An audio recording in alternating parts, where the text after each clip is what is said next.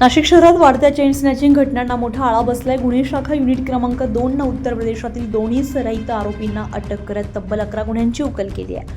8 February रोजी अंबड आणि 9 February रोजी गंगापूर पोलीस ठाणे हद्दीमध्ये चेन स्नॅचिंगच्या घटना घडलेल्या होत्या। सीसीटीव्ही फुटेज आणि तांत्रिक तपासाच्या आधारे गुन्हे शाखेच्या पथकाने सुमारे 150हून अधिक कॅमेरे तपासले। आरोपी स्प्लेंडर मोटरसायकलवरील महिलांच्या गळ्यातील सोन्याच्या साखळ्या जबरदस्तीने तोडून पसार होत असल्याचं समोर आले। गोपनीय माहितीच्या आधारे अंबड लिंक रोड परिसरातून शुभम विनोद मौर्य आणि सतीश उर्फ शिलू रमाशंकर मौर्य या दोघांना सापळा रचून ताब्यात घेण्यात आले।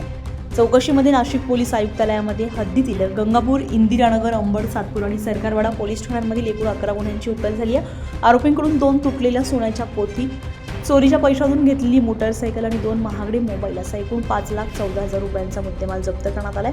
आरोपी सतीश उर्फ शिलू हा उत्तर प्रदेशातील रेकॉर्डवरील गुन्हेगार असून त्याच्यावर गंभीर स्वरूपाचे गुन्हे दाखल असल्याची माहिती पोलिसांनी दिली आहे।